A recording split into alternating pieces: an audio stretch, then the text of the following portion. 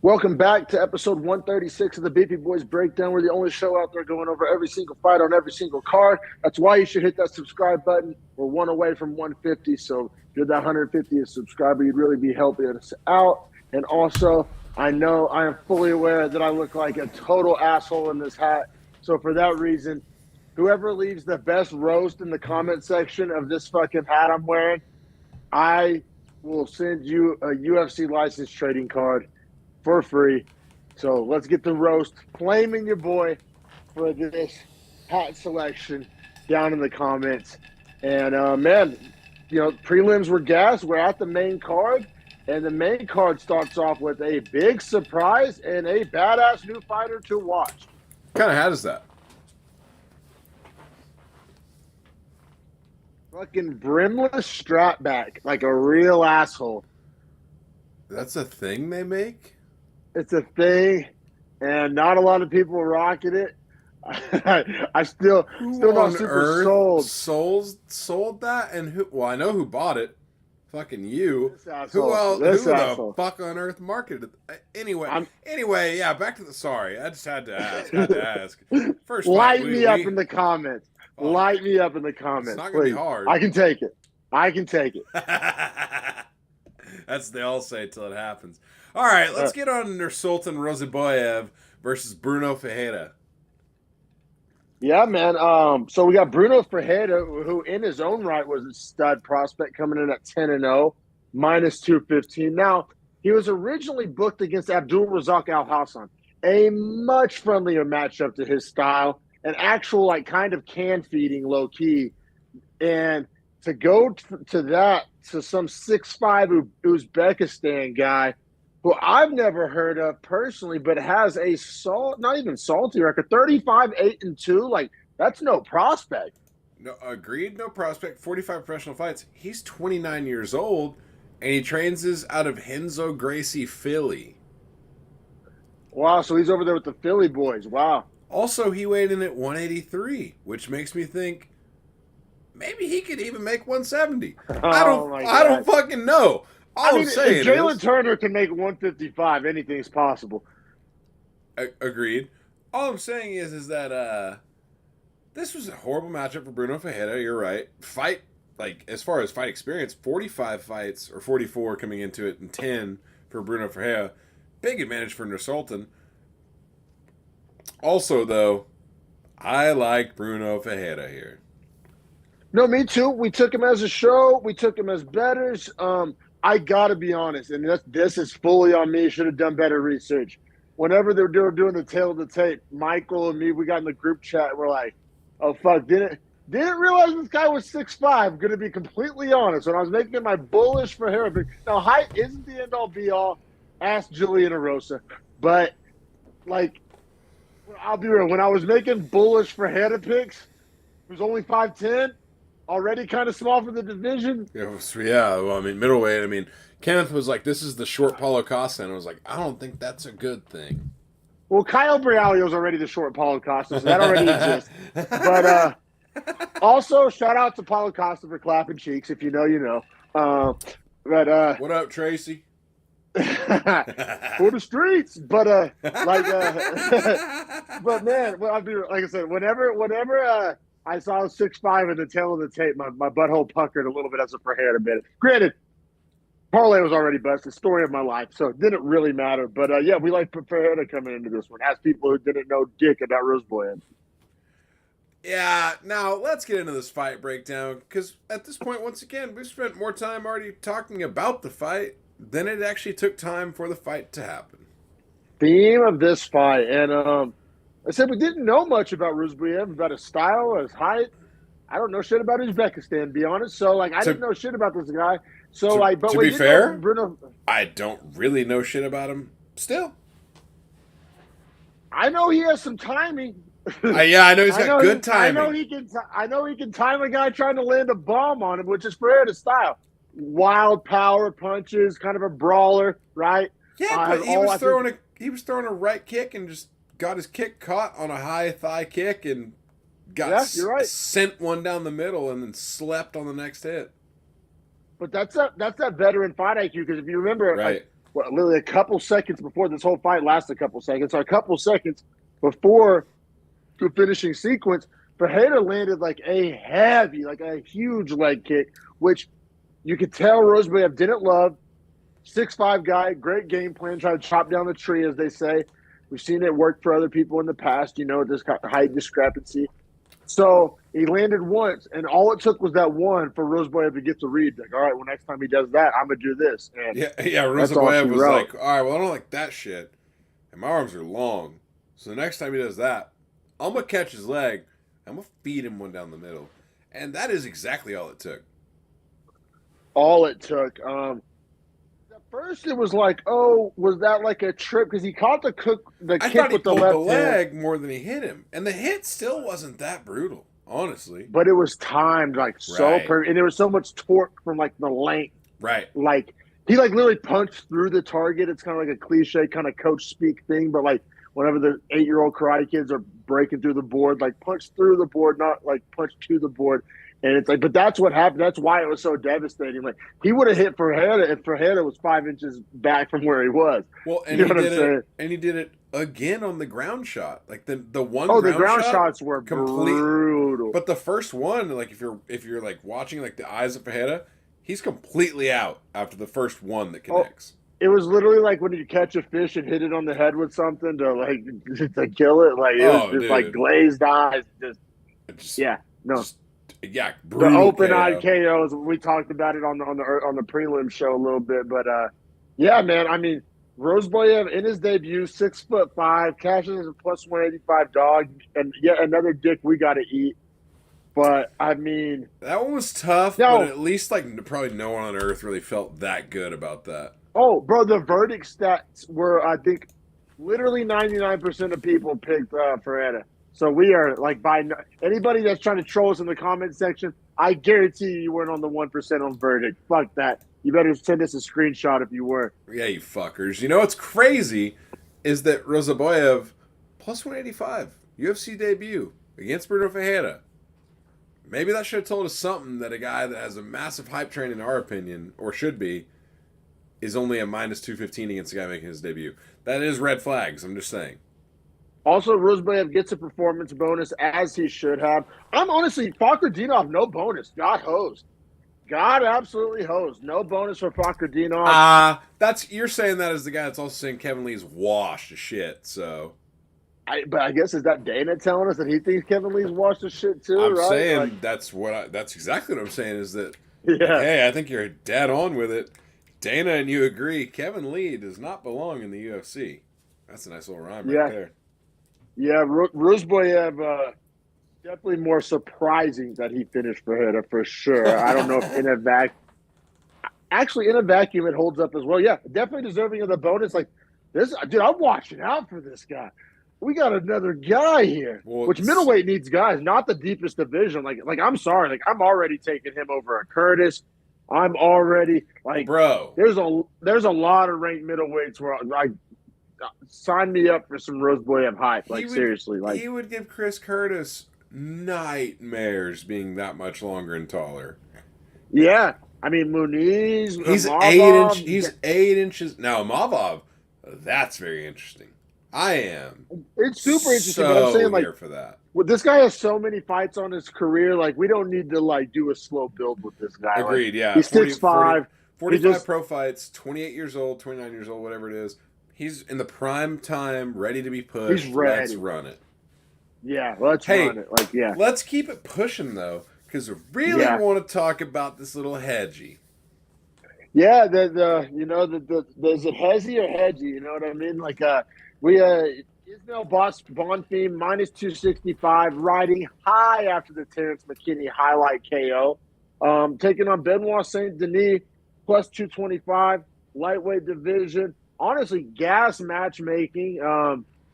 Super, I thought it was well-deserved of the card placement. Like I said, Bonfim, all the hype, but also, Saint Denis, super legit and credentialed in his own right.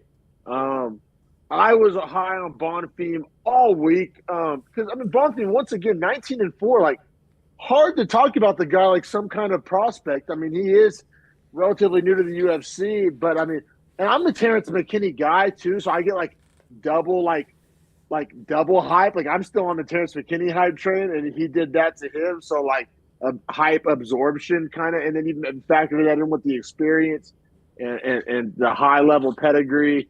I don't know. I'm honestly still pretty in on Bonfim, all things considered. And then Saint Denis, I mean, we've seen him be an absolute wars, be an absolute warrior. Doesn't have, I mean, none of his wins are as good as a Terrence McKinney win. So, you know, little hindsight 2020, but so I definitely like on the surface, right? I like the Bonfim ride, especially in a parlay. However, I thought Saint Denis here was a super live dog for a couple different reasons.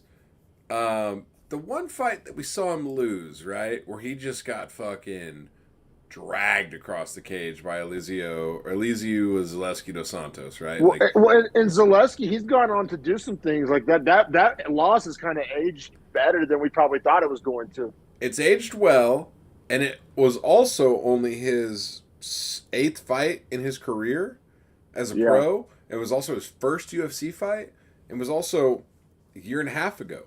So for me, you know, you look at the knockout of Miranda, you look at the submission of Stolze, which neither of those guys are aging well, but it's showing that Bonfim, right? But it's showing that Saint Denis is like starting to kind of figure it out, right, and make the walk more, make the appearances to the arena more. It's for me less about who he was fighting, but the UFC experience and the fight experience overall, right? So I like how they built him. I kind of agree with that too. So like, and that's so weird for me. I think his story's cool as a French like special forces operator. Blah blah blah blah blah.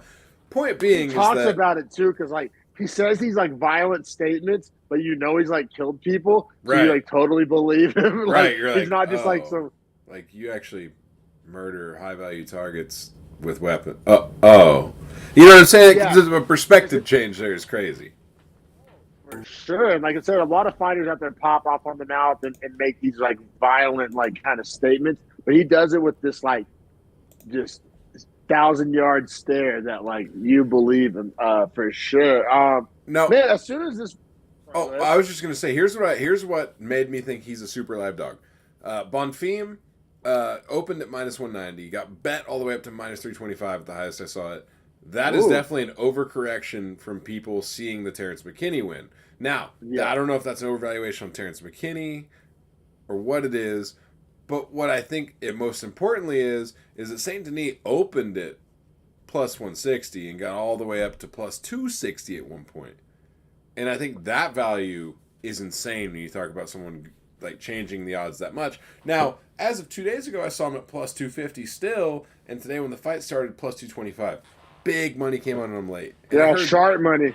And I heard this morning on Vegas Sports Insider Network, they were talking about Saint Denis being like probably the most live dog on the card because Bonfim was getting overcorrection value from Vegas. It wasn't that Saint Denis was actually like so good. It was that at that number, this was more of a coin flip fight. So for him to have that number was like insane, and you couldn't pass it. Yeah. No, all that being said, like we'll get to it. Saint Denis with the upset here, first round sub. First of all, I would like to preface it too. I still thought Bonfim would win the fight, and I also thought even after watching the first 2 minutes, Bonfim would still win the fight. I'll be real. I will counter you there. The spam. The spam. The spam. I thought that was terrible. Oh no, it was working, and like it was working great, but I just thought it was terrible. Like I guess game playing great, but like Bonfim, can you be a little better and just not get fucking spam kicked? Like learn how to circle. Bonfim let us know as an audience that like, oh, I'm not going to do anything about this. Yeah, like come on, it doesn't hurt. Come on, it doesn't hurt. Like I was like, oh no. As a Bonfim bettor, I was like, oh no. Because like they were hard kicks and they were landing flush and they were getting closer and closer to the liver. And like I was like, well, you can't have that be your strategy, Bonfim. like I respect the toughness. Like, yeah, eat a couple, whatever, talk a little shit, do one of these. But like when your actual game plan is to eat them and your counters aren't getting close, because that's what he was thinking. Like, all right, he thought he was going to be able to do the Saint Denis what Roseboyev did to Ferreira. And when it became obvious, probably 3 or 4 kicks in, that like wasn't all that close, and like may probably need a new strategy, but Bonfim was like leaning into it even more. Like it was the beginning of the end. It was the unraveling, like the one little string on your sweater that takes the whole thing apart. Like that, those spam body kicks was like, it was weird and it was kind of like unsightly, but like it was more so Bonfim's like reaction or lack thereof that like was like, oh no. I figured it out. After the fight, I thought about it and I figured it out. Saint Denis' whole game plan was I will not fight this guy in middle range. I will either be in so close that I am grappling and getting a takedown, or I'll be so far away that it's only kicks. At no point was he trying to stand and box in medium distance. He only wanted Which to is be what inside. Terrence McKinney did. Exactly. We saw that happen. That's where Terrence McKinney got put the fuck out, which is where Bonfim succeeds. And Saint Denis being a guy that, like, once again, special forces thing, he definitely watches film. He definitely thinks about how to, like, analyze his opponent stylistically, strategically. You know that has to be an approach for him. Has to be. No, man, for sure. And I mean, yeah, he was spamming the body kicks. Once it does get in grappling range, like I was pretty. I don't want to say shocked. He took the back, like not a ton of resistance. I don't want to say easy, but yeah, like not a ton of resistance. Which, yeah, I think Bonfim was kind of like Chael calls it the old double cross. You get somebody to think that you're just going to strike it out. It was a hard double cross, and that's what I'm saying. Is like the kicks made Bonfim be like, "I'm gonna fucking shield one of these kicks and come in and just throw." He wasn't even thinking about defending takedown, right? Because the range was so the range is so long for the kicks. He was like, "I got to get in on this guy." Like Saint Denis literally tricked him into like, "Yeah, come in close because I actually want to grapple you. I don't want to do this." Even though I'm having success with it. No, you're right, man. Saint Denis was playing chess, which, like you said, special forces background, like that makes sense. Like it all makes sense. Like he's gonna be, like Bilal Muhammad, like fights like kind of differently depending on like who he's fighting. Like 100% game plan heavy fighter. Like I see a little bit of that in Saint Denis, which Bilal gets a lot of hate. I think I've been pretty like following this show. Like I'm not a Bilal hater. So like some people may take that as a backhanded compliment. Like Bilal's ability to like execute a game plan and like fight different guys differently is like why he's in the top 5. And I'm not saying Saint Denis gets to the top 5. I'm also saying he doesn't. Like you know what I'm saying? Like I don't know where I stand on Saint Denis. Like I think he has a high ceiling. Do you want to know what the most telling? You never know. You know what the most telling thing for me was? The first takedown Saint Denis gets doesn't have the most control, but he gets it into half guard and then uses like this super sweet, like almost like 3/4 mount / like neon belly, like slide back, like almost like he was going to go all the way across and then slid back down into mount. It was such a nice transition to mount. I was like, oh shit. Then of course he gets reversed there. And then they both stand back up because he holds the underhook and they're back into the clinch. I think for Saint Denis, it was that moment that he realized like, oh, I can do whatever I want on the ground. Like, I got too zealous getting this position because I didn't expect to get it that easy. And so he reversed me because I wasn't ready to be here. Now, when I go back down, I know that I'll take his back. Like, I literally think it was that simple in his head. Like, oh, that felt way easier than I thought. And because it was so easy, I was unprepared to be here. And that's why I got reversed. So now I'm going to get this. And I'm going to be super methodical and slow about it. And just break down every single thing he does. Which essentially is what you see happen. And man, it's hard not to be super down on Bonfim because he really won like no position of this fight. He kind of got dominated.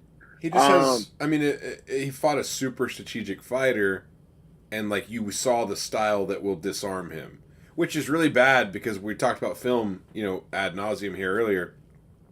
That's, I mean, if I'm fighting Bonfim, I'm studying this film day in and day out. Stylistically. Like we'll get to it, but like, what does like a Grant Dawson do to a Bonfim? Like, and that's the 15th ranked guy. Like, right. Like, and 155 is a grappling heavy. Saruki and all these guys. Like, it's a grappling heavy weight class. Islam. I mean, Gamrot can wrestle. I mean, there's a long list. That's all. Like, I don't know, man. Like Renner and Kudaladze, you could match Bonfim Saint Denis however you want to, because Saint Denis, I don't think he's ready for like ranked comp. I mean, you could argue he is, and I don't have a good argument against it. Honestly, I think he could use one more fight about that level, like the Kutaladze, the Brenner type level, and then Bonfim. I don't know how to feel, man. Like, is Terrence McKinney not that good? Is Bonfim not that good? Is he just going to do horrible against any wrestler? Is Saint Denis that good? Like, I really don't know how to, like, juxtapose all this data that's, like, floating around in my brain with the fallout of this fight. Also juxtaposed to the Terrence McKinney fight. I mean, obviously, duh, Captain Obvious here, like, time will tell, like, where these guys' career kind of go. But, like both of these guys have like top 5 potential, and both of these guys may never be ranked. Like I really don't know how to feel about either one of these guys right now. Like as a Saint Denis better, I think you're a little higher on Saint Denis than I am, maybe, and maybe that's me being a hater. I don't know. Like, where do you see these guys and juxtapose these guys like moving forward against the other guys in the division? Are one of the Basharat bros in 155? No, they're both 35ers or maybe 45ers at the biggest. I don't think any's. I don't think any's a 55. Yeah, for me, I want to see Saint Denis get a really good grappler at 55 before he gets a ranked matchup. Because what I think I need to see is him fight someone. Because I've seen him against strikers and he pretty much outsmarts them. It's like crazy. What about to say. like a vet, like a Jim Miller? Yeah, I'd be super okay with that too. Like, I just need someone that has like a lot of seasoning where it's not going to be like Saint Denis needs to like work all of his skill sets. He can't just game plan his way through it. Oh, Moises is perfect. That's perfect. That's perfect. That is exactly who I'm talking about. And then I think if Bonfim Kutaladze is like a fun striking match, and Bonfim Brenner is a fun striking match. Like I think both of those fights are awesome. So yeah, maybe we get Saint Denis like a. Bonfim Brenner is fucking heat. It's fire. Yeah, that sounds like a lot of fun. Yeah, man. I mean, awesome fight. Like, I think both guys actually, no, Bonfim definitely lost some stock, but Saint Denis gained a lot of stock. Gets a win, plus 225 dog, first round sub. No bonus, which is a little. That's fucked. That's fucked. He was a huge dog and got a. Huge he dog dominated a first round. He dominated finish. Pillar to post as well. Like, at what point was he losing the fight? I agree. I think that's the bonus winning performance. And then we'll get to the next fight, which and this isn't even hindsight 2020. I was wondering this long, like as soon as this card was announced. Like I really don't know why this fight's on the main card, especially this high on the main card. Kind of confusing, honestly. Ariane Lipsky plus 195. Oh, I'll tell you why. Taking on Melissa Gatto minus 230 in the flyweight division. Tell me why, bro. I don't get it. The fix is in for one of these fighters. They're bolstering one of these girls. Just telling judges to give her fake rounds. Yeah, let's get to it. Rounds 1 and 2 are like hard to score. So I'm not saying robbery. We do have a split decision here in this fight, so it is going to be important to go round by round. Like I said, Lipsky, the underdog, Gatto favorite. We both picked Gatto. Michael was riding with Lipsky. Dog, this fight is such a snoozer. This is the snooziest fight. This fight sucked. Long. This was the worst fight on the card. Let's. While going round by round. Yeah. Let's talk about round by. Fuck yeah. Every judge had a different scorecard. We have to go round by round. Okay, round 1. I thought competitive in the sense that both girls were moving a lot. Lipsky might have landed more cleanly, but Gatto was way more active. I liked Gatto's activity because really neither girl landed anything that mattered. This whole fight. See, I went Lipsky. I thought Lipsky wasn't like applying the pressure. Like she had Gatto on the back foot.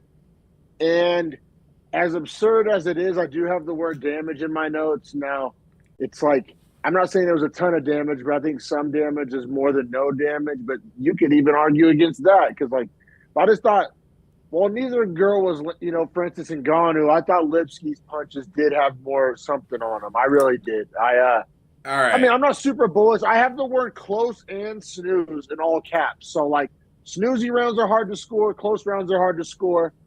So it was a really hard round to score. I went Lipski, you went Gatto. So How the wait, judges see it? you scored the fight 30-27 then, right?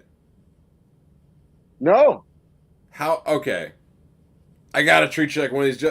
How would you score any other round if you gave one to Lipski? How would you give her? How would you not give her because 2 and 3? She did better in 2 and 3 than one. see, I disagree. I think that throw takedown in two was like all she did. I thought Lipski got outstruck like by a way wider margin in round two than she did in round one. And her striking was nowhere near as effective in round two as it was in round one, in my opinion. Maybe I need to rewatch it. But when I was watching, I thought all Lipski had was that throw takedown. She did no ground and pound with it, no sub attempts with it. Gato didn't spend that much time on her back. The throw takedown was like kind of, it was a moment in the round and it was like factored into my decision. But I thought Gato like won the rest of that round by like a way wider margin than she did and won. I mean that's how I saw it. I don't, I don't know. For me, it was like I thought Gato won one, and I thought two was really close.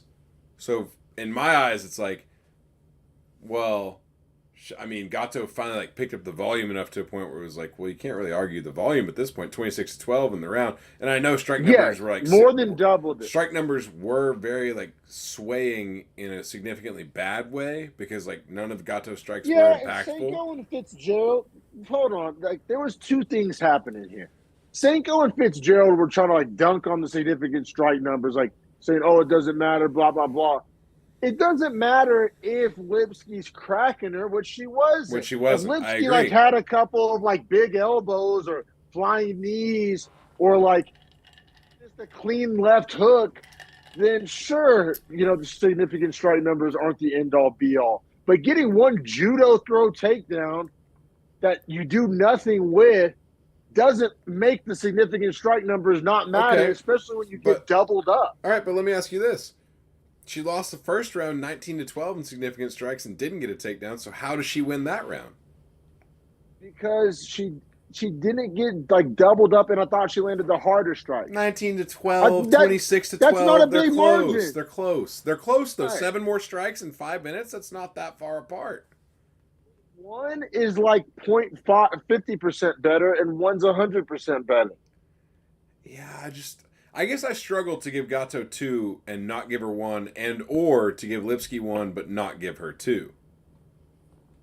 I understand where you're coming from, and like that's why, like I don't know, like also no judge did that. Just to let you know, no judge has my scorecard. No. Yeah, which I mean that's fine. It was a weird one to score. I mean, I'm not dying on the hill for Lipski in one. It was very like eye test, like. I could die on a hill on Lipski for 2. I could not do it in 1 is the weird part. Like, I think 2 was closer than 1 because 2 is like, how do you score a fight? No, I thought 2 was closer than 1. Like, I agree with you on that. But you think in Lipski the closeness, won 1, and I think Gato won 1. Yeah, I mean, that's where it gets weird. I don't know. I mean, also though, like it's a caveman argument, but like. Gato's strike margin was much wider in 2. So you think Gato had? I'm only on it because like I bet Gato. So you think Gato had a better second round? Yeah, I do. Okay, I agree with you. But I agree with right you. Back I up. agree with you fully. Like that's a point we both agree on. I just gave her the first one too. My logic holds up. I like Gato's second round better, and I gave her the second round and not the first. Like that. Like I guess mine only holds up because I just liked what she was doing. But what sucks is the judge that has my scorecard is Adelaide Bird, who I know sucks dick at judging. But also, this illustrates that, like, this fight, nobody got robbed. This fight, no one was a winner, if I'm going to be real, because no girl put on a good show. Yeah. It was Rose Carla vibes. And to be fair, I'm not even trying to down a hill. Like, I swear to God, I'm not. I was just trying to, like, defense my betting, and there's also 3 different scorecards from 3 different judges. And also, 4 different scorecards from 5 people, which is actually pretty crazy. So, I actually said in my notes, getting to round 3, I thought 3 was the easiest score. It's only the round all judges agreed on. Lipski clearly won 3, right? Yes, Lipski won 3. I thought that was the easiest run to score the whole fight. Now, I thought Gato Ige herself because she just didn't go for it. Like, she ceased the volume, which was all she had the whole fight. Got reversed. Like when she started to have success, Lipsky reversed her in the I know, grappling. yeah. It was like sad for Gato. It was almost like, well, and man, those two big punches Lipsky landed at the start of the third round were like the hardest punches by either girl in the whole fight. Well, and like, so I Gato just like was just not technical in her grappling approach, man. Like all she had to do, I was screaming at the TV when this like was happening because she literally was on the side and all she had to do was swivel her hips 180 and like face her like front side down. Whenever I can describe it. Whenever Lipsky had the deep whizzer, but Gato was over the first hip, if your hips can cover their hips, the whizzer all of a sudden becomes like a submissive move and you have to release your arm from the whizzer or else you're going to give your arm to your back and they control it. So all Gato had to do was literally step over the hips and she cannot get reversed there. Like there is not a way to do that. But instead, she Ige's the shit out of herself and tries to fight like continually on the single leg, which makes zero sense. She gets reversed and then like loses the fight. To me, I actually scored it for Gato, but I said I think I see a split decision for Lipsky coming because like the actual visuals of the fight were always in favor of Lipsky. Yeah, and Gato, man, She Gato Ige herself, like she literally threw it away. Like she kept losing good positions. Second time on this episode that I've like used this kind of analogy, but like if you're making a highlight of this fight, they're all for Lipsky. Like, even the round she loses. I agree. Like, and it didn't have like, to be that Gato way. had like no moments. Gato like, but that's and you know what, you're right. But it's because like Gato almost chose to be boring in that sense too. Like she literally would sit there and like entertain shit and not finish sequences that like she easily should have and could have finished. That was what was frustrating the fuck out of me about this fight was like Gato would get so close to doing the right things and then would not finish her moves. And then Lipsky would take advantage. And so for me, like I said, scored it for Gato, have no problem with Lipsky winning the fight because Gato just didn't help herself. Well, in both of these girls, that's why I really don't understand this card placement. So, like after this one, Gato's 2-2 in the UFC, and after this one, Lipsky's 5-5. So, like they're the same girl. They're like like Lipsky's a little more marketable, has a couple of highlight like finishes that like the time is going by, and like it's been a while since we've seen the Queen of Violence, and like yeah, she's not violent at all when she fights. Yeah, like and so.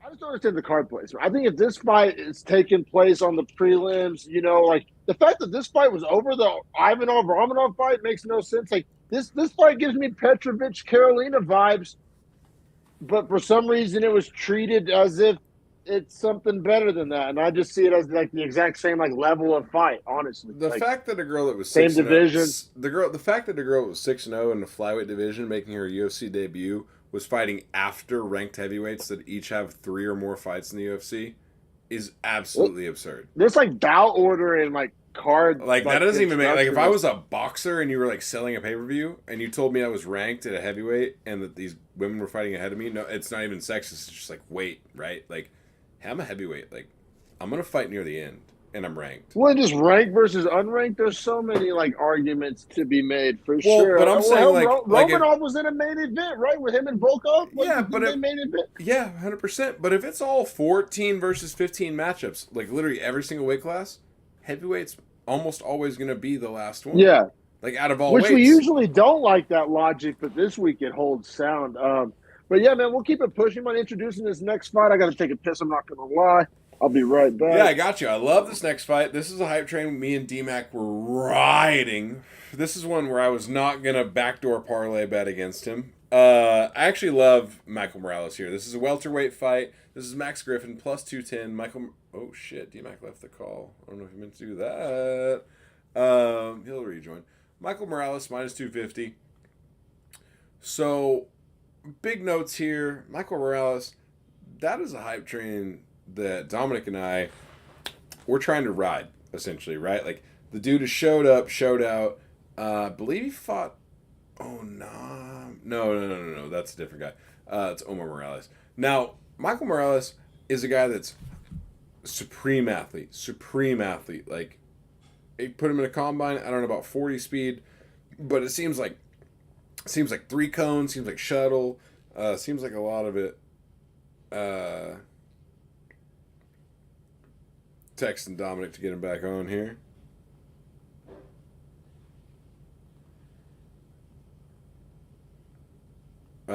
Sorry, everyone. Anyway, the thing with Michael Morales here is that young guy, sharpening his skill set. They're putting him up against Max Griffin, longtime UFC vet, who actually has kind of had a resurgence to his career.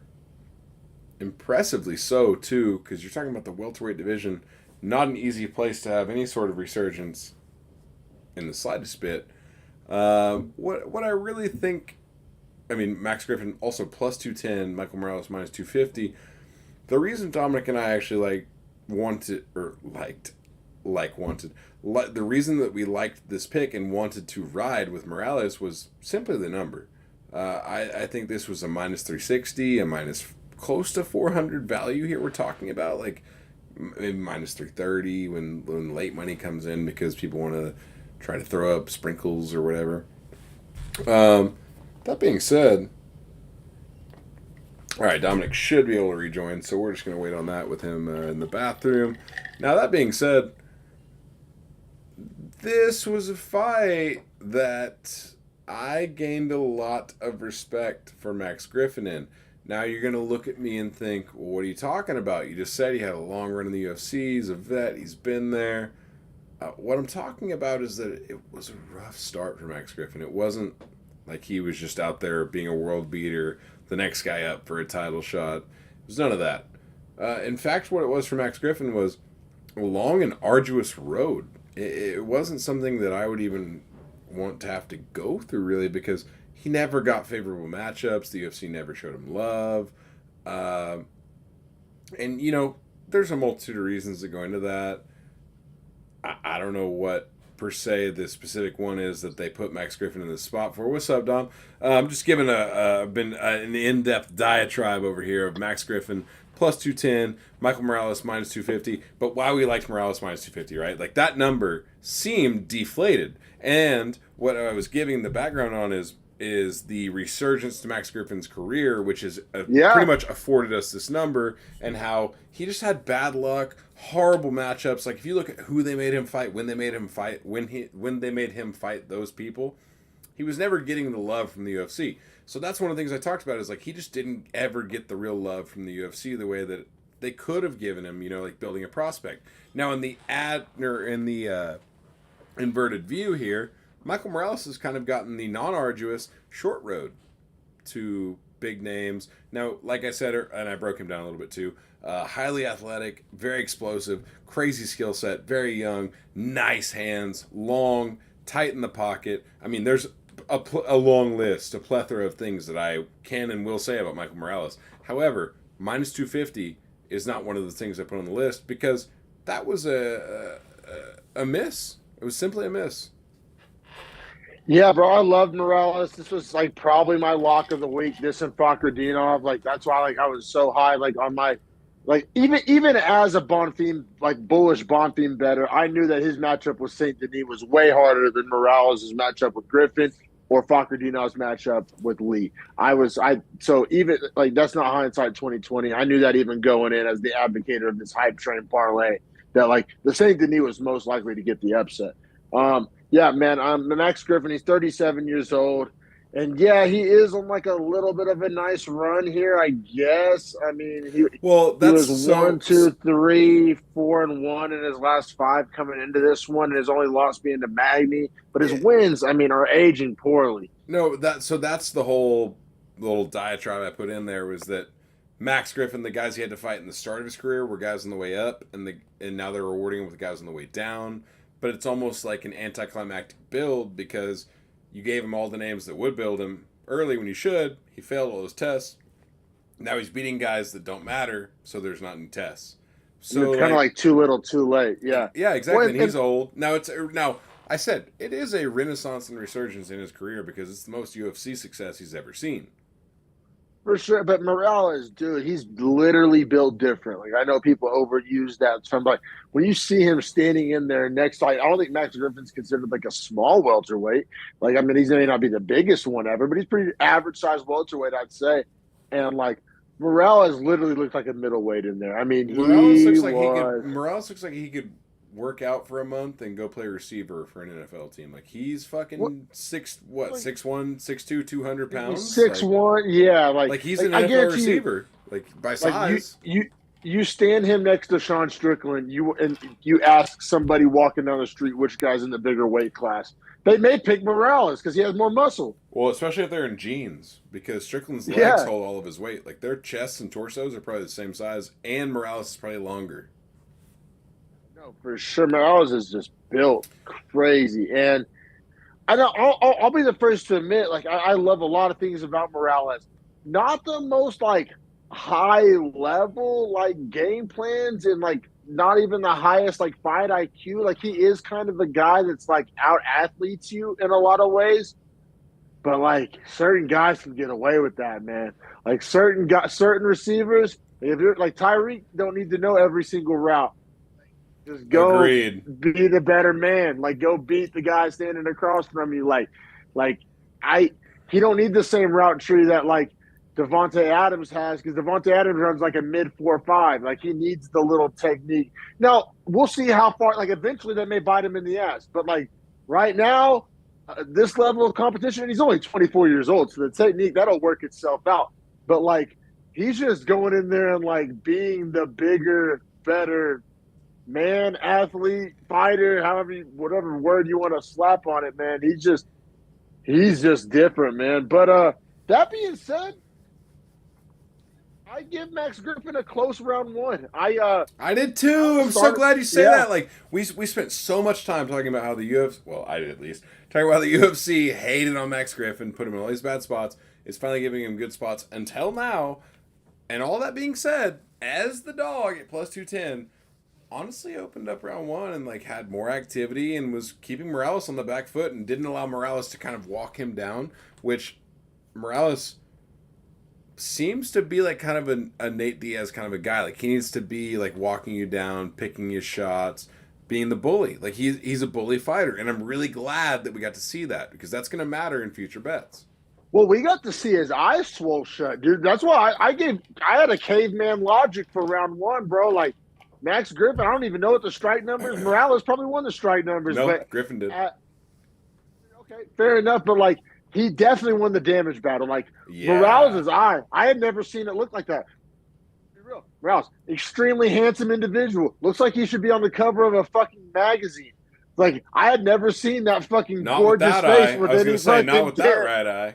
I had never seen that type of damage on that motherfucker ever. Like nobody's made him bleed his own blood, you know, as they say. Like that eye, like early in round one, like halfway through round one, I was like, oh, that eye's a problem, which was interesting. As like a super bullish Morales better, and as somebody who like didn't think like Max Griffin should necessarily even be in there with him. Hey, Max Griffin came to scrap, and he swolled that eye in round one. So there's two things I like here, right? Is that Max Griffin won round one. I think we all agree on that. All the judges agree with that. Oh wow, What I I thought it like, was close though. I agree. I actually put close to my notes. So what I was going to say is the first thing I like is that we all agree Morales won because or not Morales, that Max Griffin won because he did win that round. Like I really do think in my heart of hearts, like if you showed that round to people 10 times over, they would tell you Max Griffin won. I just found something out. So this makes no sense at all because if Morales was supposed to fight Fakrdinov, cancel that belt, but put him on the same card on the same night. What the fuck is that? But it was all the way back in 12/17 of 22. So while back. Oh, they found them at different points in their careers. They know they're both good. You know what that is. You know what that is. You know what that is. Official reason. You know what the fuck that is, D-Mac. They saw Morales injury, but well, that's what I'm saying is like they realized like maybe he did get hurt, and then they realized like, man, we don't want to make these fools fight each other. Like, well, let's save that. Let's save that. But that being said, it probably was hard to find Morales a replacement because who wants to fucking fight him, right? Like all these 170 guys are trying to climb, and honestly, the rankings. This is the one thing I'll say that like sucks about rankings. Once you get a rank, you're a pussy for fighting people that are not ranked. Like you won't do it because you don't want to lose your rank. It's like the dumbest shit on earth. Unless you're Sean Strickland. Yeah, dogs will fight anyone, and Sean Strickland Yeah. will literally fight like an inanimate object because he's fucking crazy. So like he's different. But point back to this, right? Is that yeah, I love that they didn't make him fight. Now that being said, Morales I think knew he lost round 1, which I think is important to be that young and like have that kind of dog mentality of like, man, this guy fucking beat me, like fuck that, like, and he came out in round 2 like his mentality was fuck that. And he was. Well, he does have like a touch of death quality, bro. Like, I know he does. You literally can't like let him land clean. Well, he's hyper athletic, so like he can land shots that you would not think could land. Faster than you and longer than you and probably stronger than you. Like it's very rare combination. Like when we say he's out athleting guys, he's literally that's what he meant. Hyper athlete. He didn't do any like that Max Griffin had never seen before. You know, it was literally a 1-2, but it was just a faster, harder, longer 1-2 that Max Griffin's used to being in there with. And I think something kind of fugazi happened in round 2, bro. Like that low shot. Oh, that was on the stomach. Oh, that was the stomach, my friend. That was not. That was like at the least. Yeah, that like if you're gonna tell me that glanced the cup, you can tell me the bottom of his shin glanced the cup on the way back down. Yeah, like there was no force to land on the cup. Dog. Well, the timing of it was a weird. Like Griffin was on his way out of there. Like I would bet. I mean, it's a hypothetical, Agreed. No way to prove it. But I would bet my fucking left nut looked hurt. that fugazi nut shot, like that is nearing the end. That like the UFC video game life bar is like flashing, going into like the black and white. Like you know what he was you know what I said in the moment, and I don't know if I agree with myself now, but having said it, but in the moment I said, if Morales didn't like throw him on the cage on that and like force a new position, if he had like stepped back, I think the ref would have given him the credit of like, oh, that was a strike, not like a low blow. I think the advancement in position and like Griffin not defending the position advance was like the ref being like, oh, like he's hurt, maybe that was a low blow, and like then gave it the chance. Like I think if he'd hit him and stepped back and Griffin like put his hands back up, he gets to have that and earn that and like rightfully deserves that. I just think it's the visual presentation of like, I think the ref thought Morales was earning a position based on a low blow, and so they're not going to let that happen. That's actually a really good point. I'm glad you brought that to the table. For sure, I didn't necessarily think that deep into it, but that makes sense to me. But I just like, I'll firmly stand on the hill that like without that ref stoppage, right, wrong, indifferent, I don't think Max Griffin makes it out of round 2. Now that being said, it's kind of crazy that Max Griffin made it out of round 3. I didn't think he was going to make it out of 2. He made it out of 2.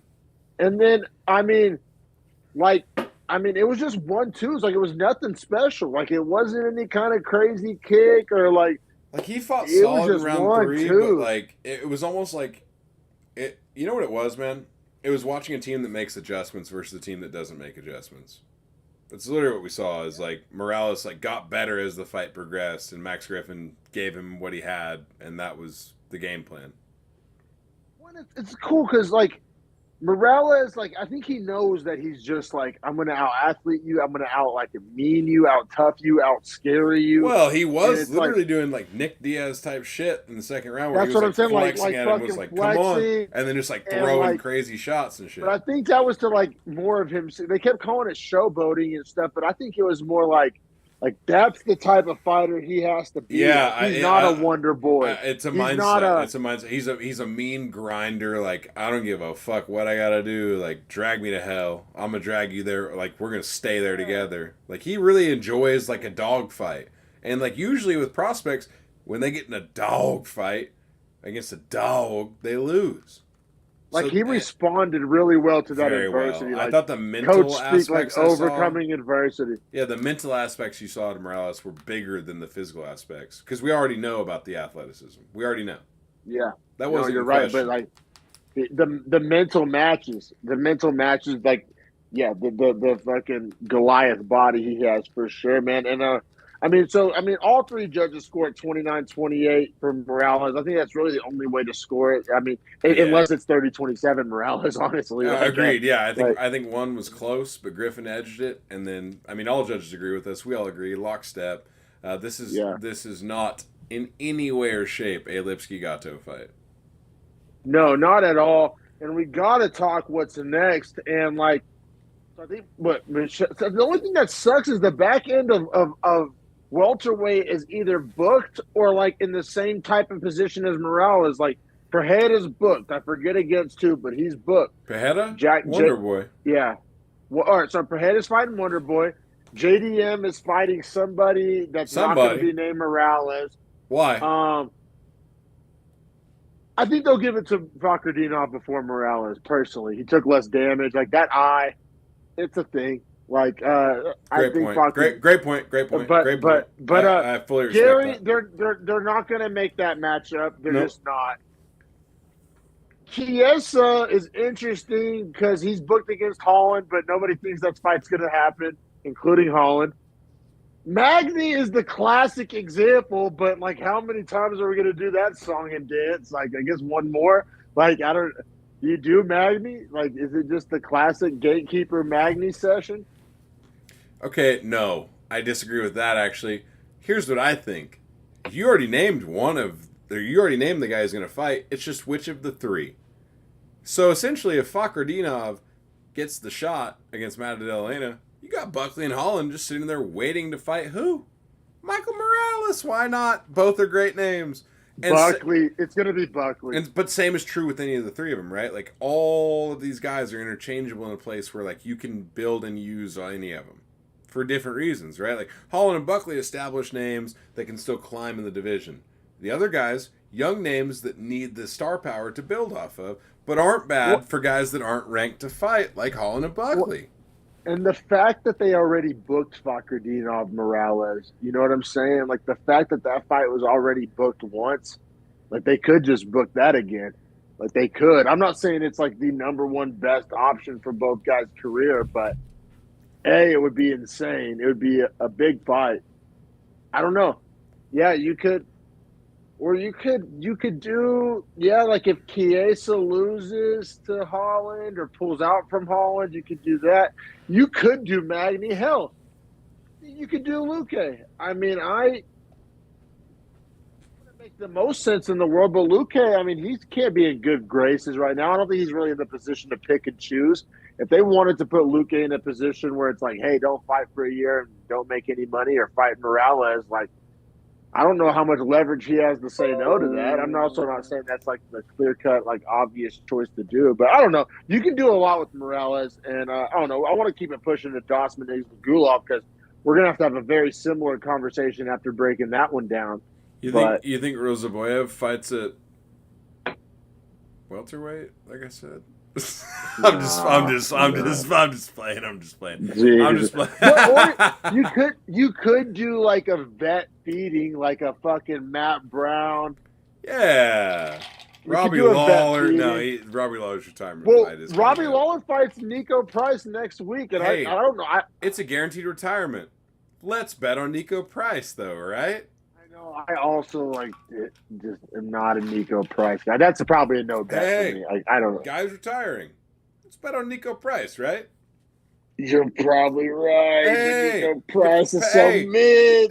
He's so mid. T-Mac, Petrovic, 6-0 UFC debut. Let's not bet on her, though, right? Let's follow our rules. I've been breaking the rules lately. I'm a real renegade. We gotta build a Wedding Crashers book and sell that shit. Like, we have rules, and they do work, and then we just fucking ignore them. It's the craziest shit. No, you're right, man. But yeah, up next, man, we got a real interesting one in the co-main. I love the card placement. Don't necessarily love the fight that took place, but I love the matchmaking. I love the card placement. Okay. I think this is one of those this is one of those ones you just kind of got to get out of the way. Like, this is like for the sake of the division, like moving on. The word interesting just had me very perplexed. Well, it was interesting, like going into it, like no hindsight 2020. I had this one circled, like. Oh yeah, Dawson, I thought this was going to be a banger of a matchup. I talked to you about this like beforehand that I thought that Ismagulov's counter wrestling was good enough to neutralize Dawson's takedown entries, which would therefore tire him out, which would give Ismagulov an advantage in the later half of the fight, but would also lead to a war on the feet. And I thought we were going to see both guys go for it. Well, you talked about our betting rules, and that's why I kind of double-crossed my Beefy bros on my parlay, because Beefy boys in our group text was riding with Ismagulov pretty hard. I put Dawson on kind of my secondary head-ish parlay. And we needed to meet in the middle with my St. Denis and your Dawson. Yeah, because, bro, like, we just talked about the rule. Ismagulov's used the word retirement a couple of different times now and has some weird shit going on. You're fully right. I couldn't get it off my mind after you said it earlier today. I was just already locked by that point. I was swearing. Because I feel like skill for skill, this money line makes perfect sense. Plus 100, minus 120, pretty much a coin flip. I mean, some late money came in on Ismagulov. It was pretty much minus 110 all for like the past 2 weeks. I know. Which is even crazier to me. The late money was so right tonight. We got 15 versus 12. And man, this was all Dawson. This is one that we do not need to go round by round. The only round I would like to know is, how do you score round one? 10-9, which we talked about a little in the group text, but I appreciate you asking that question for the sake of the pod. Like, not enough damage for a 10-8. One judge does give it 10-8. Yeah, fucking Mike Bell. And it's not even close to a 10-8 for people at home. Like, if you're wondering, like, what constitutes 10-8? It ain't this. All right? I would give this as an example of a round that pushes the line of 10-8, but is a 10-9. It's like a 9-1 on verdict. No, like literally, this is the round I would show, like, in a class, like, hey, 10-8's 10-9's, like, how'd you score this? Kids that are saying 10-8, I like your gusto. You're reaching. This is a 10-9, and it's really close to a 10-8, and I can see the lawyer ball, but it's a 10-9. Yeah. I love all those points because I'm about to do some lawyer ball here. Granted, gave it a 10-9. I did have to flirt with the idea of a 10-8, and especially once you see rounds 2 and 3, because rounds 2 and 3 are clear 10-9s from Dawson, right? Like, really easy, like wide margin 10-9s, but nobody's arguing 10-8 for 2 and 3. Round 1 had a lot more damage for Dawson than rounds 2 or 3. So you're saying if there's a clear 10-9, but you add more damage on, cross you over into like an 8-9, 8-8 like scenario. Okay. I mean, I'm lawyer balling here. I am, like, admittedly so. Here would be my counter argument: is that does Grant Dawson earn a 10-9 by doing just a little damage but having 5 minutes of control versus a good amount of damage and a good amount of control? Because he doesn't have as much control in one as he has he has more than he has in two. It's actually, I guess he's, and there was a lot more damage. So that's what, it just sucks that the 10-9 threshold is so like big. Like there's such like an overlap on the Venn diagram. Okay, of here's so much as a 10-9. Here's how I'd counter argue it: is first standpoint is damage. Damage really doesn't increase from 1 to 2 to 3 as far as visibly. No, it decreases. That's what I'm saying. Round 1 was Dawson's most damaging round, but 2 and 3 were clear. But visibly, like, it wasn't a lot of damage. Like I didn't feel like Ismagulov was damaged. I think cut, swelling, nose leaking. Yeah, I don't see any visible damage. I see visible control. So for me, like, I see dominance, I see duration, I don't see damage, and that's the number one criterion by which we're scoring out of all is that most damaging round. And thank you. That's my point, is that while the 2 and 3 are 10-9s, none of it is based on damage. Not one of them is based on damage, because damage is never the main factor. Yeah, I honestly, like, it sounds like such a cop-out, jerk-off answer, but I kind of agree with both. Like, I see where we're both coming from. I see where the 10-8 comes from, but... And I didn't give it 10-8, so I'm sitting here, like, doing, like, a devil's advocate, like, no, I get fucking, it. like, it's exercise of, like, arguing a point I'm not making. For me, it's like if I'm watching this in a back alley, right? And, like, let's say they're just agreed upon rule set, they shook hands and they're fighting, right? I'm not seeing a guy get 10-8'd. If I'm just, like, thinking about the 10-8s I've seen and, like, the dog walkings of 10-8s I've seen, yeah, this wasn't even close.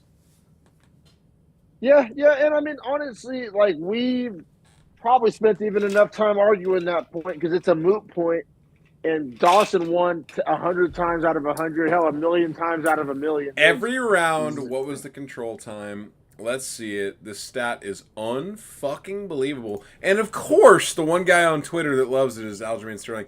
12 minutes, 24 seconds of control. I called that out. I was actually hoping Aljo would tweet us back because I'm like, because there was like only that tweet didn't have a lot of engagement because of the new like regulations, and it only had like 2 comments and like 4 retweets, so I quote tweeted. I was like, of course Aljo liked this fight with a backpack emoji, and I was hoping he'd get back at us, but I saw someone reply to him on that and said, "Have you ever had over 12 minutes out of 15 of control?" And he said, "I don't know. I have to check the stats." Like, he's a hilarious idiot on Twitter. But more to my point is that 12 minutes, 24 seconds, that comes out to almost exactly 5/6 of the fight, right? He's 6 seconds short of 5/6. That's 86% if he's at 5/6. So he's 85% of the fight he was in control of. I think that labels the 10-9s more than the damage, right? Because significant strikes is 30-13 for a 15-minute fight. How much damage you doing, man? Like, how, you know what I'm saying? Yeah, and then, man, we gotta get to this absolutely awful call out. I feel like anytime you call out 3 guys at once and it's like some kind of flow chart where it's like, well, if this happens, then this guy. If this happens, then that guy. Like, you already lost your call out. You already one of the most your mic dog time. shit mic times I've ever seen. It was really bad, and like worse than Sandhagen. Like, it was so bad. Like he does the whole he does this whole flow chart call out. I'm not even gonna like mention it because it was such a waste. Also, of time. I'm not a good fighter. I'm a soldier, bro. Shut the fuck up. That's like, so disrespectful. That's so disrespectful. Like, you literally are a good fighter, and you're literally not a soldier. Like, I hated everything about the mic time. And then he finishes it off with what he thought was, like, I don't know if he's zinger. I don't know what the word you want to put on it. Like, he thought, like, oh, yeah, this is the moment where he was like, Islam, you're the GOAT, but I'm the replacement. What? Like, nobody says Islam's the GOAT. Literally nobody. Like, literally. Even Islam doesn't say that. No, like, Khabib, like, people don't even agree that Khabib's the GOAT. Islam's much below Khabib. Like, there's not even a place, like, an argument to, like, get you to, like, Islam being the GOAT. Bro, if you argue the GOAT is not John Jones or GSP, like, you're just an idiot. Oh, yeah, and, even Khabib, maybe there's an argument, whatever, but I feel you. I agree with you, but I'm just saying, like, nobody makes the argument for Islam. Nobody. I think there's a better argument for Volk. But, like... Yeah, fuck yeah! And, like, or Izzy. Agreed. Yeah, for sure. And or fucking Stipe even. I know you won't agree with that one, but over Islam. I mean, I'm here for that. Like, until Stipe loses to John, I'm here for that. So, the whole, like, it's not a punchline, bro. Like, GOAT replacement. Like, there's no, like, it would have been super cringe, but at least if you said, you're the GOAT and I'm the shepherd, like, at least there's some tie-in. Like at least you can, like, GOAT replacement, like, what was that? Was that that wasn't a punchline? It wasn't a zinger. It was literally just like, it wasn't even cringe. It wasn't cool enough to be cringe. It wasn't creative enough to be cringe. It was literally a nothing burger. Shout out to Combat Vet Paul. He always says nothing burger, but like yeah, bro, that was a nothing burger. Like, you're the GOAT, I'm the replacement. Like, fuck that. Or if he did him with, like, you're the GOAT, but I'm the chupacabra. Like, there's, like, the thing that feeds on goats. Like, there's anything. There's plenty of things. Plenty of things. I'm the Sherpa. Yeah, that was there's awful. Plenty of things. The Haitian that's gonna have you for lunch. Like, I mean, I'll sacrifice you for family dinner tonight. Like, there's so many things. Sacrifice you to the Baphomet right now, and you go hang out in Hollywood and drink some fucking adrenochrome. Hey, bro, let's get that adrenochrome spray. Let's go worship Olmec, the owl god. You know who we're about. But while we're at it, let's push into Sean Strickland versus Abus Magomedov. Oh, matchups. Ismagulov, like, legit needs to retire. Like, that was a piss poor show. He's already flirted with retirement. He's done. He's done. And He's done because he lost to Grant Dawson. I'm saying he's done because he said he was done and then lost to Grant Dawson. That's what I was going to. I was going to say it's not you saying it. It's pretty much him saying it. It's like you could do Dawson Frivola, whatever. That's kind of a nothing burger. Grant Dawson said he doesn't want to fight Moicano even because they both trained together, even though I think that fight makes a lot of sense. Granted, he already beat higher ranked than Moicano. Hooker's already booked against Turner, which I am going to bet my left nut on Turner. Well, wait. Why isn't the loser of that just fight Dawson if it's close? Loser of Turner Hooker? That fight's happening soon as fuck. Like 2 weeks. That's because it's going to be Hooker on a medical suspension. We'll see. We will see. But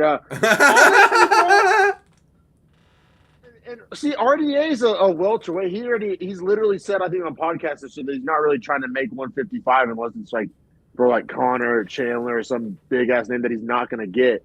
So I mean, and Sarukian would kind of be fucked up to make him fight back again. But then you get all the way up to Gamrot. Drew Dober. Dawson fight back? This fool is 15. He just got to fight 12. Why wouldn't he fight back? Makes sense. Dober, that's an interesting matchup because nobody's really tested Dawson's chin like Dober hypothetically could. Fuck it. Give him Saint Denis. Too much of a push, actually. Too much of a push.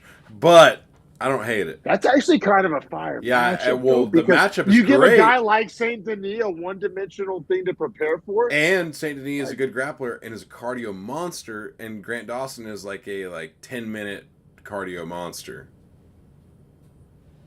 I hate that as much as I thought I was going to, honestly. But now we can keep it pushing. You're right. I like either one of those. I like your suggestions on that better than mine, honestly, because you can't jump them all the way up to Gamrot. I mean, you could.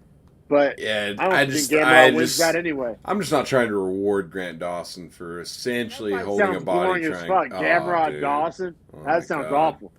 Yeah, Dober sounds way more fun, honestly. So, yeah, I'm with you. Agreed. But let's get this last fight, this main event, this Sean Strickland, Abus Magomedov. Now, here's what's crazy, man, is Strickland finishes at what, minus 160, 150? 150. Minus but all week it was minus 110. So late money came in on Strickland. Yeah, and then Abus plus 125, I'm guessing. 30, yeah, but I mean, yeah, all week it was minus 110. And yeah, I mean, so you got number 7 Strickland, obviously the veteran, obviously he's headlined before taking on Abus Magomedov, which seems super random. He's unranked now. He's fought for a belt in PFL, which right. Something like that's not nothing, right? Like, I mean, PFL is probably the 3rd best organization, not 4th best organization. Let's be real, but still, I mean, it's not like it's above like Cage Warriors and shit like that. It's an actual like world level promotion. Well, I like the fact that he has 30 professional fights coming in. I like the fact he's been fighting since 2010. And is 32, so like literally been fighting since 18. I know not a lot of fight miles, but if you actually look at it, he has a fuck ton of first round finishes. Like that is how Magomedov wins fights, is first round finishes. Very rare that he gets Strickland's the exact opposite guy. So it's a weird matchup, right? You have like Decision McGee never gets a first round finish. Well, we'll have to rediscuss that. But taking on Mr. First Round Finish McGee, it was real interesting. It was. And honestly, that being said, kind of leads into my narrative that, like, I gave Abus the first round. 100%. Now, here's what I was going to ask you, and here's what I actually texted, I believe, in our group chat this morning. Oh, I didn't put a number to it. I said Strickland should be way more favored than he is. What number do you think I would have taken Strickland at in this fight? Comfortably. Bro, I can't speak for you because, I mean, I struggled with it. I felt all week that, like, there was something that, like, Vegas knew something or, like... Yeah. Okay, so... You know what I mean? So I struggled. I was in my head about this whole week. I wondered that. Because, of course... You know what I figured out? At face value, Sean Strickland... At face value, Sean Strickland should have been minus, like, 300. 7 versus unranked. But the matchup, the size, the Vegas, I don't know. I got in my head. I was second guessing. I was like, Vegas must know something. Right. I was doing that all week. All week. all week, and then Friday I sat down and I rewatched some of these PFL fights, and then I said to myself, I'll take Sean Strickland at minus 450 or better. Wow. That's literally how I felt. Minus 450 was the number where I was like, I wouldn't bet him over it. But anything underneath that, he's worth it. I thought he was going to just beat the shit out of this guy. Now, round one had me a little nervous, but if you're actually asking me, like I said in the text, Strickland plays his food. And this guy, that's counterintuitive to what this guy has to do, is finish Strickland in 5 minutes. I've never seen a guy do that isn't Alex Pereira. And This guy, sure as fuck, if you watch his PFL fights, is not Alex Pereira. So for me, I was like, oh, Strickland gets to round 2, he wins the fight. When Strickland, we forget, barely lost to Cannonier, who just looked fantastic. You know what I mean? And would beat the shit out of Abus as well. So, all fair points. Yeah, I thought Abus in the first round, those body and calf kicks was really, winning in the round. And then there was the brutal eye poke, which we obviously double eye poke. The Captain Insano, bro. He showed no mercy. That was fire. But bad eye poke. I mean, Strickland, he said he was seeing double. He just pretty much told the doctor yes. The anti-Aljo, he did not sell it at all. He undersold if you know it. Sean Strickland, 100% that checks out. He definitely was I just want to fucking fight. Maybe I'll get my win bonus. Fuck it. He's so insane that literally in the moment, he even said afterward, he was like, yeah, I heard you crazy fuckers in the back screaming, and I said, I'm fighting for them. Yeah, well, even he joined Karen Bryant and Joban and them on the post-game or post-fight desk, and he was saying his vision was kind of just now coming back, and that was obviously 15 minutes after the fight or whatever. So yeah, he was compromised bad by that eye poke, so bad that I wouldn't have been mad at taking a point and making that a 9-9. I mean, I know the first one, no warning, but that 1,000% impacts the fight. I hate that you get one freebie. When I hate that you get the freebie. Here's what I thought was no funny. other sport do you get a freebie. Here's what I thought was funny is you say first one warning. Well, he poked him both eyes. So for me, first eye poke warning, second eye poke, in the same incident, I got to take a point, bro. You poked him in both eyes.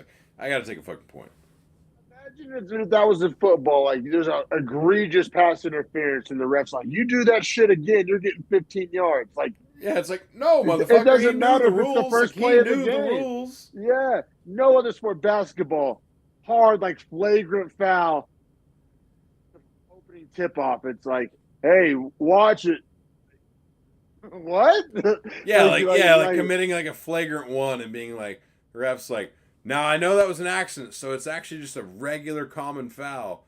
But if you hit him in the neck again with your fist, if you sock his neck out again, that's gonna be a flagrant. No, it's just a fucking flagrant the minute it happens. Baseball, you hit a guy with the pitch, hey, you fucking do that again, this guy's gonna go straight to He's first. gonna get a base, you hit him again. The guy sitting there's God damn, this ball hurt.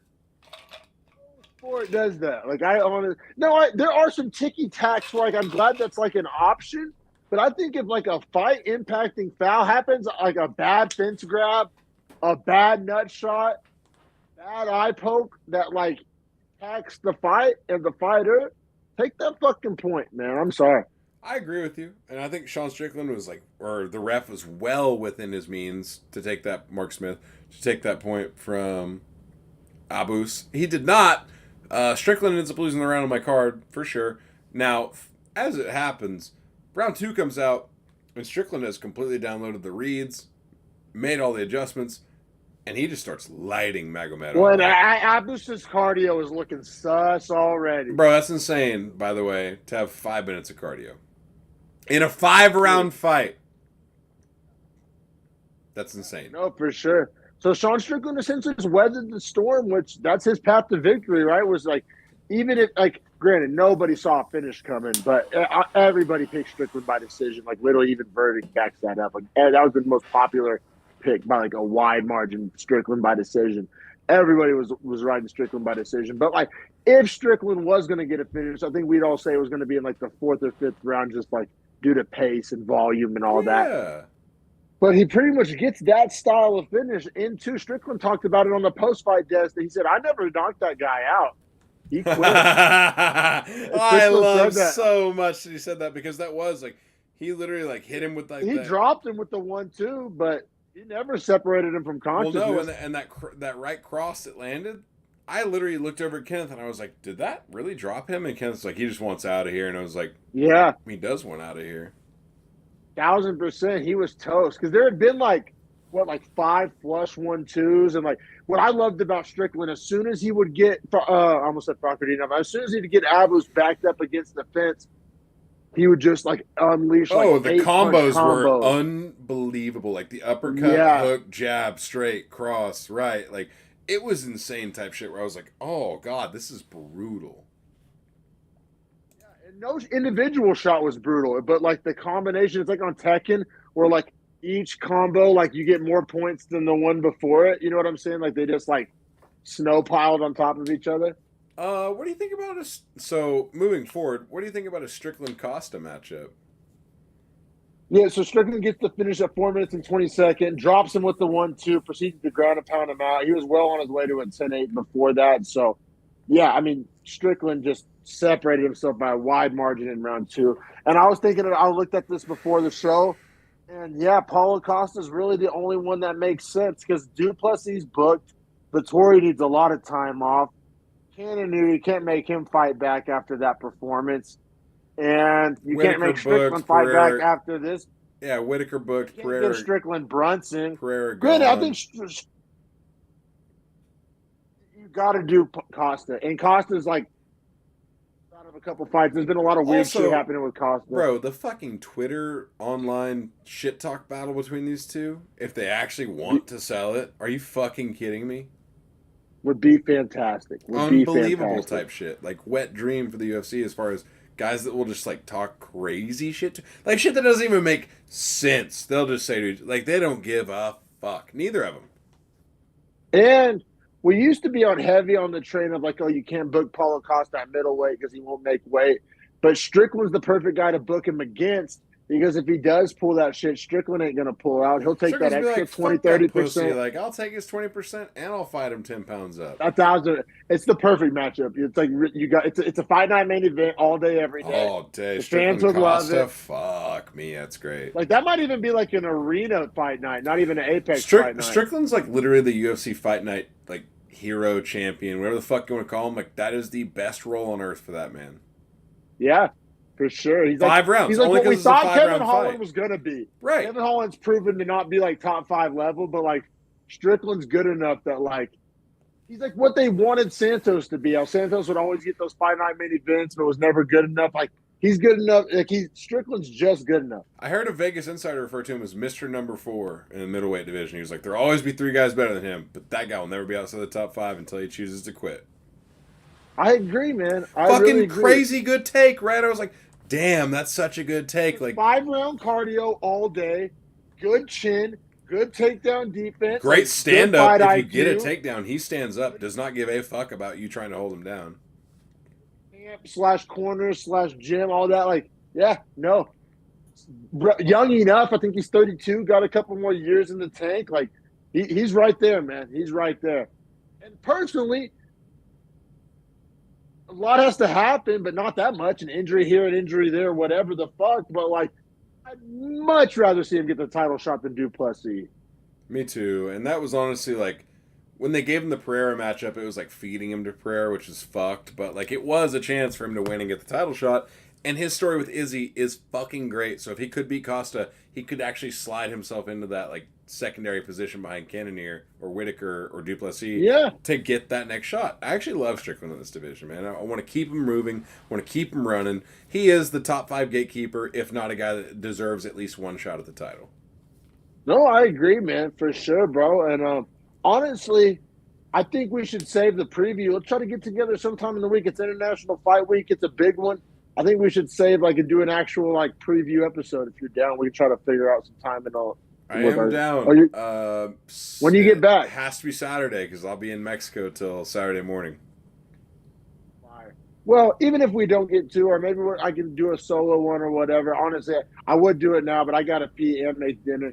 But, man, it was fun going over this fight night card. Like I said, a lot happened on this fight night. There's a lot of takeaways. I think you could argue there's multiple people on this card that we see fight for a belt one day. Like whether that's Strickland, whether that's Morales, whether that's Fakardinov. Like you could argue, like this card matters. Like this changes trajectory of like multiple divisions for sure. Oh, 100%. If you want to get maybe a Twitter space in, I can come from my Twitter and join Beefy Boy's Twitter, and we can get a little Twitter space in live and just let anyone join in that wants to hear it. That'd be fun. That'd be fun. We haven't explored that little market demo, whatever. Yeah, might as well, right?